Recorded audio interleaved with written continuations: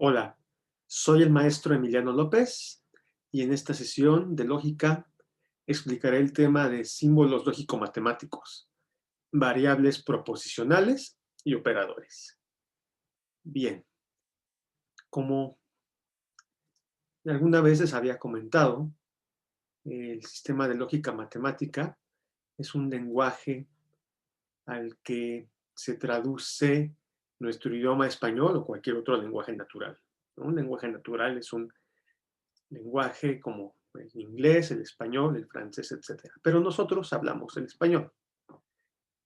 Este lenguaje matemático nos va a servir para analizar nuestro lenguaje y para analizar los argumentos que utilizamos. Bueno, en primer lugar, los primeros símbolos que tenemos son las letras. Las letras se llaman variables proposicionales. Cada variable representa una proposición atómica afirmativa. ¿Qué significa esto? Bueno, pues que tenemos estas letras y estas otras letras, ¿no? Son mayúsculas o minúsculas, ¿no? Pero cada una de estas letras va a significar una proposición atómica afirmativa. Recordemos que una proposición atómica es aquella que solo tiene un sujeto y solo tiene un predicado. Por ejemplo, la casa es grande. Es una proposición atómica.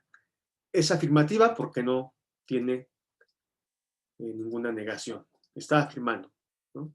Si estuviera negando, sería negativa, ¿no? Y digamos, entonces, pues para saber qué significa cada una de estas variables, necesitamos elaborar algo que se llama diccionario, ¿no? Así como en matemáticas, en álgebra, cada letra X, Y puede significar un número, para nosotros estas letras van a significar una proposición, como esta, que podría ser la letra X, ¿m? Por ejemplo. Puede significar lo que nosotros queramos. Ahora, vamos a poner un ejemplo de diccionario, donde P mayúscula significa que Dios es bueno, Q mayúscula significa Dios es malo, R mayúscula significa el diablo es pecador, y S mayúscula significa los ángeles son azules, ¿no? Son 4 letras, 4 proposiciones atómicas afirmativas. Bien.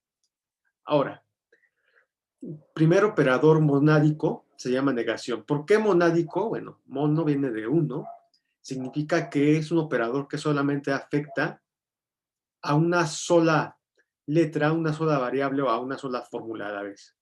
Por ejemplo, en el diccionario, P, como bien sabemos, significa que Dios es bueno, pero al agregarle el signo negación, que siempre va a la izquierda, esto se leerá Dios no es bueno, no P.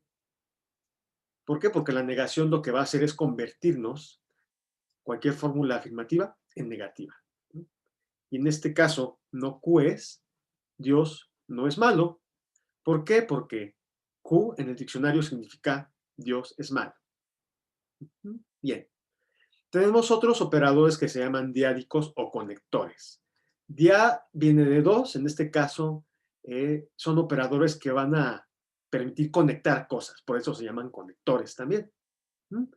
Tenemos 4, conjunción y, que significa y opero. Y usas este signo. De cualquier manera, en la lectura de la semana, en la página 40, viene una tabla con más traducciones. Entonces, digamos que esta es la traducción de lo que significa cada signo. Cada conector, en este caso, esta es la conjunción, que significa y. Por ejemplo, en palomitas y refresco, o en la casa es grande y terrorífica, ¿no? Es cuando usamos el nexo y para unir oraciones, ¿no? Y en la disyunción es otro nexo que significa o, pero va a utilizarse este signo que es como una V, una V de vaca, ¿no? Es el inverso de la conjunción, ¿no? La conjunción se hace hacia arriba, ¿no? Esta misma V pero invertida, ¿no? Tenemos la implicación que también se llama condicional. S significa entonces.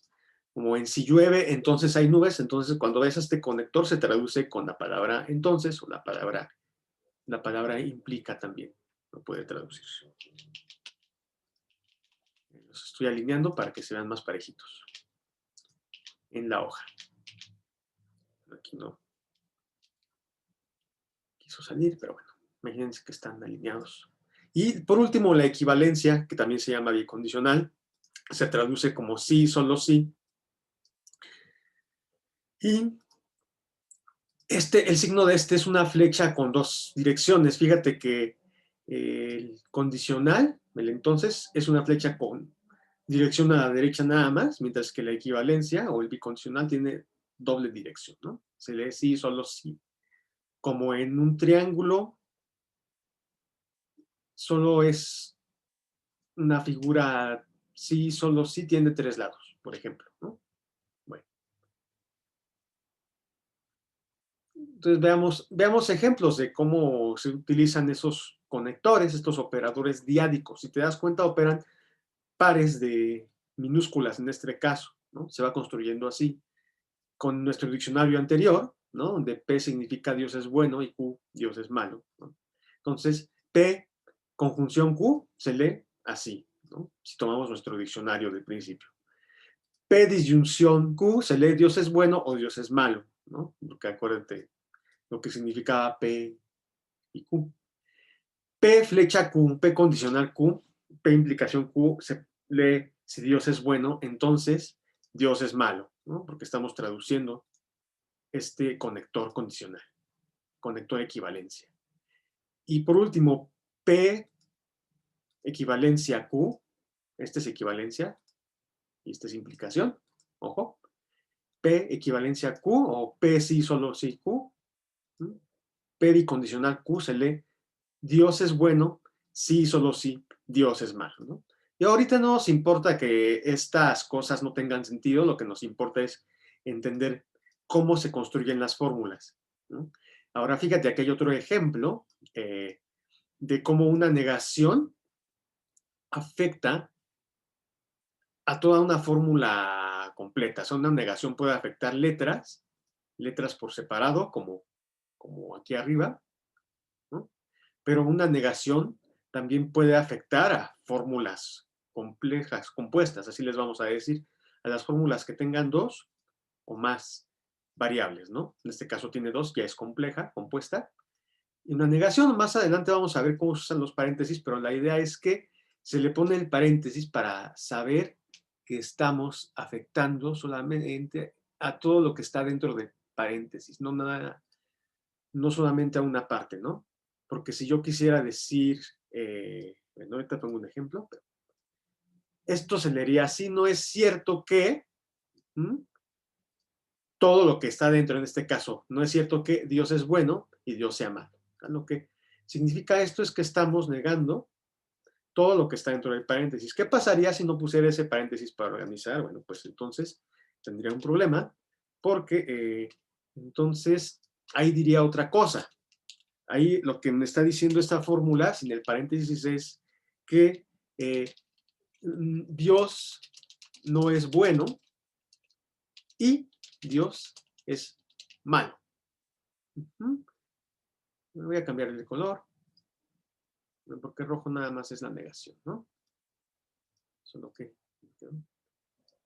Entonces, por eso hay que tener cuidado al colocar los operadores en el lugar correcto y los paréntesis que más adelante explico a continuación, porque si no, si tú haces un pequeño cambio, vas a estar diciendo cosas diferentes.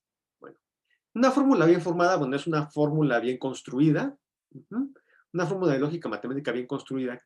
Al menos debe haber una variable, ese es un requisito mínimo, o sea, pues es una fórmula bien formada, tiene que ser una P, por ejemplo, o una R o cualquier otra letra solita, ¿no? Si tú tienes cosas, te puedes encontrar tal vez cosas raras como voy a bajarme tantito para copiar unos signos, a ver si los encuentro. Miren, aquí están, ¿no? Por ejemplo.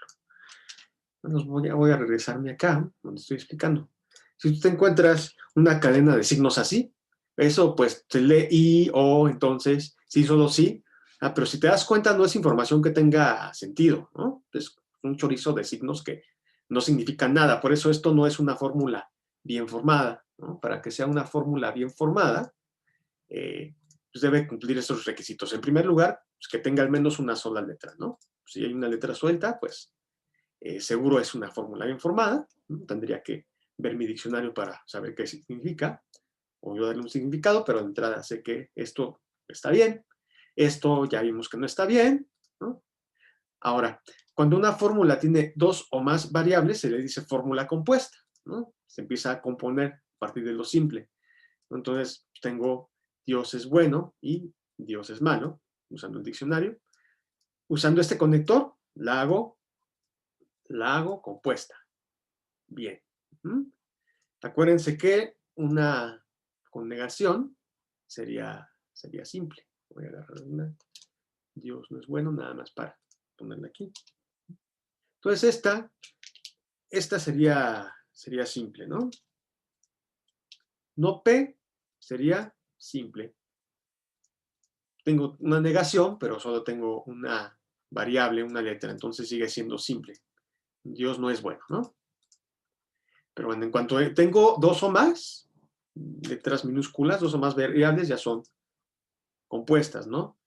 Vamos al ejemplo que les puse más arriba, nada más los retomo para copiar, ¿no? Ya, si a mí se me ocurriera componer, lo siento, seguirle agregando negaciones, bueno, pues eso sigue siendo, por supuesto, cuando tengo más de dos letras o más, eso es, por supuesto, una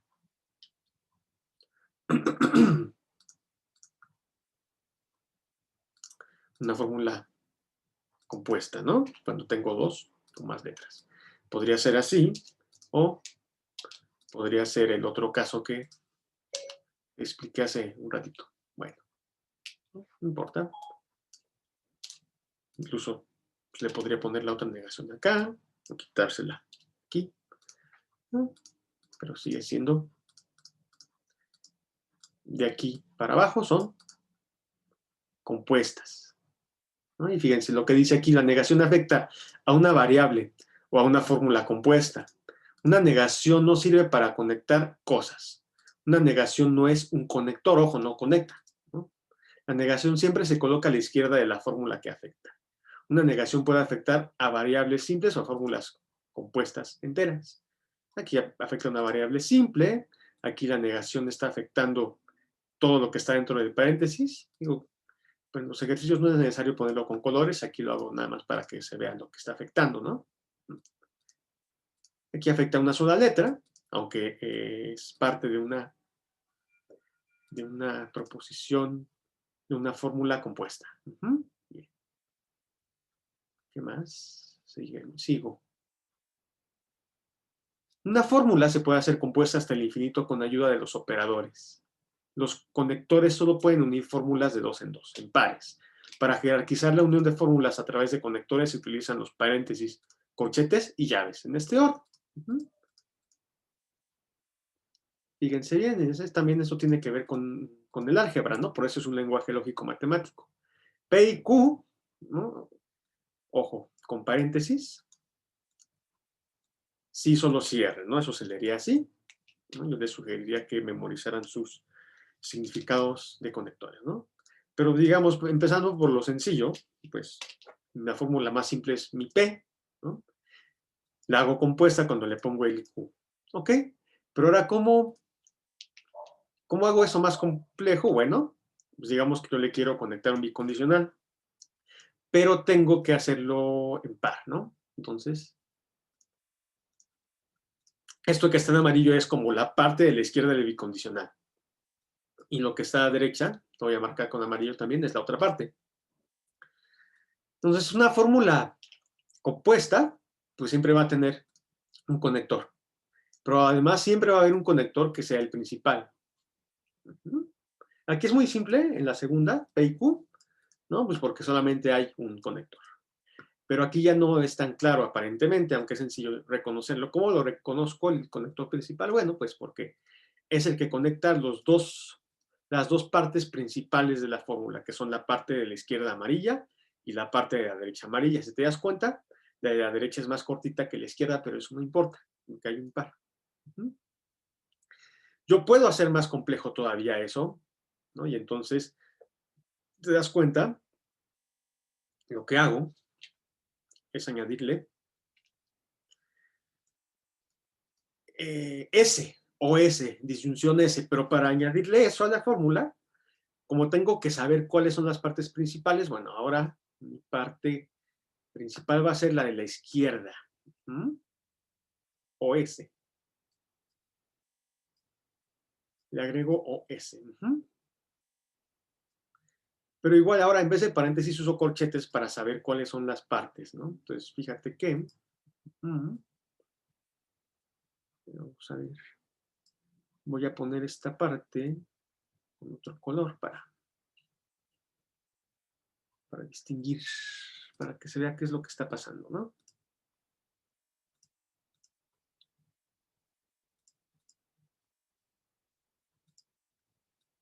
Porque si te das cuenta, lo único que ha pasado aquí es que lo de la izquierda, esto es idéntico, ¿no? Todo lo que está dentro del corchete es idéntico a la fórmula de arriba, ¿no? Pero para añadirle la S, pues para saber cuál es la parte principal, uso los corchetes. Digo, tú analízala con calma para que revises qué es lo que está pasando. Es muy importante saber usar los corchetes, los paréntesis, porque fíjate que esta fórmula y la de estas dos últimas que estoy marcando son muy parecidas, pero la organización está diferente. Fíjate que acá, toda esta parte de la izquierda es lo mismo que está arriba, pero lo del corchete está unido a S, ¿no? P y Q, sí, solo si R, eso es disyunción S. Entonces, el operador principal en este caso es este. Voy a marcar los principales con verde. En el caso de arriba era este. Aquí era muy sencillo encontrarlo, ¿no? Pero si te das cuenta, aquí abajo hay otra organización distinta. Lo que se hizo aquí en el último renglón es que después de la R, si se pone la S, pero hay una organización de la información que es distinta. En esta fórmula, el bicondicional, la equivalencia es el conector principal.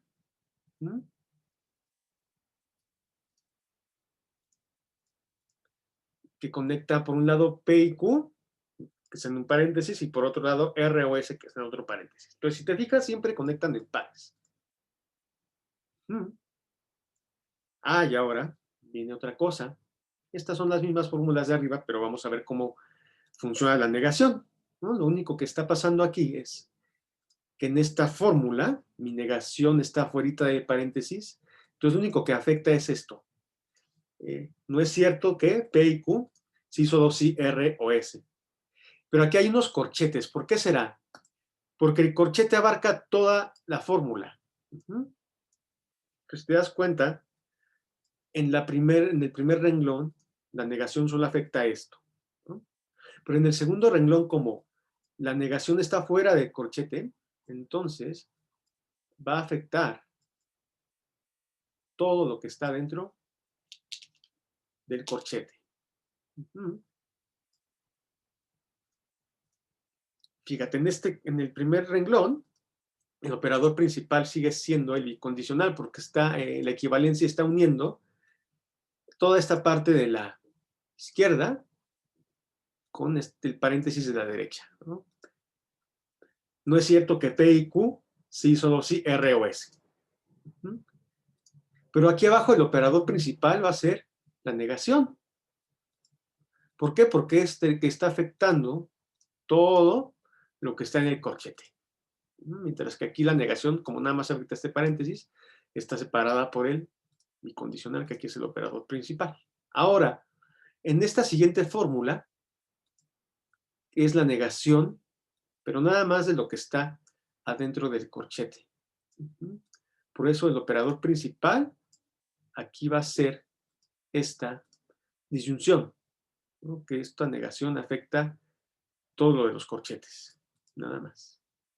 De hecho, pues fíjate, si uso el color que le corresponde, quedaría así. No es cierto que P y Q se hizo los cierre. O S, ¿no? El operador principal está separando esas dos partes principales que están en amarillo en el tercer renglón. Cuarto renglón, fíjate que ahora la negación está fuera de una llave. ¿Por qué? Porque después el corchete para jerarquizar información se usa la llave. Lo que significa es que la negación está afectando a todo lo que está dentro de los corchetes y por eso el operador principal es la negación que afecta a todo lo que está adentro de los corchetes. No es cierto que P y Q, sí, solo sí R o S, ¿no?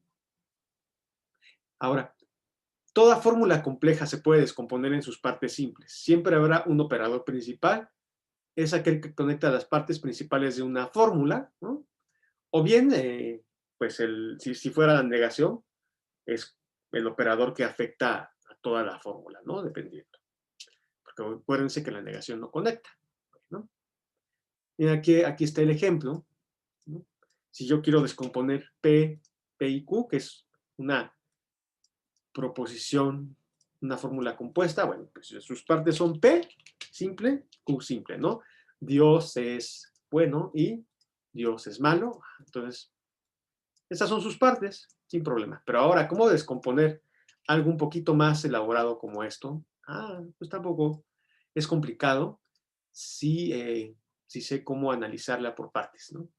¿Cómo la analizo? Bueno, ya sabemos que aquí la negación está fuera del corchete, está afectando todo eso. Bueno, entonces, pues la parte, pues un primer paso es sacar lo que está dentro de la negación. Digo, eso es un análisis nada más, ¿no? Y ahora, ¿qué sigue? Pues acuérdate que, bueno, voy a marcar primero, son pasos de descomposición nada más. Aquí el operador principal era este, la negación.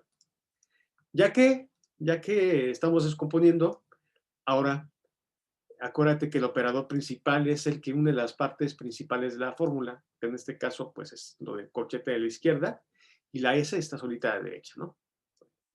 Entonces mi operador principal ahora es esta disyunción.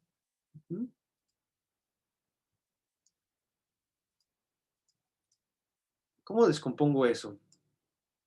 Bueno, pues precisamente, por un lado está lo del corchete, lo saco del corchete y queda así. P y Q sí son los R, y entonces ya sé que esta es una nueva fórmula que tiene una parte principal, que es la parte de la izquierda, y la R solita. Bien. Y bueno, pues la S ya pues queda suelta, ¿no? Pero como esto todavía puede descomponerse, bueno, ¿en qué puede descomponerse? Pues en P y Q, ¿no? Lo que está dentro de paréntesis, todavía es una fórmula compuesta. O sea, la idea es llegar a lo más simple, pero pues viendo como de qué partes está compuesto, ¿no? Entonces, P y Q, bueno, esta es una fórmula bastante sencilla, ¿no? Porque nada más tiene la parte P y la parte Q. Bueno, pues la R ya quedado sola. Es un ejercicio de descomposición, o sea, la idea es, yo lo expliqué así para que tú veas en cualquier fórmula, aunque sea muy larga, aunque el chorizo parezca muy complicado, pues en realidad es sencillo analizar, ¿no? O sea, hay que buscar siempre el conector principal, que es el que está afectando a toda la fórmula, o el que une las dos partes principales de la fórmula, ¿no? Y esto se va rompiendo, ¿no? En uno de los formularios tienes que decir cuál es el indicador, el conector principal, el operador principal de la fórmula, ¿no? Entonces, fíjate cómo se va cómo se va descomponiendo. ¿Mm? Cómo se va descomponiendo toda la fórmula hasta que llegas a las partes simples, ¿no? La idea es que ir sacando de los corchetes para que tú veas, ¿no? Es lo que fui haciendo, ¿no?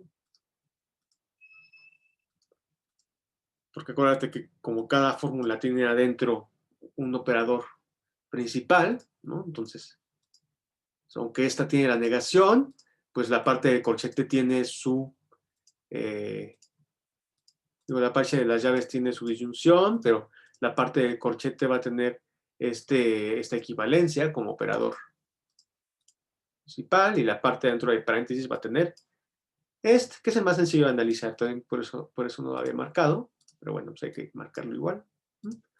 Y bueno, sí se descompuso en letras simples, ¿no? Bueno, ya que conoces las piezas de rompecabezas, estás listo para seguir avanzando con este juego, pero eso será para la próxima semana. Por lo pronto, pues, si tienes dudas, escribe en Classroom, haz la lectura también antes de poner cualquier duda. Y bueno, pues ya que tengas esto listo, resuelve los formularios. Gracias por tu atención, estamos en contacto. Buen día.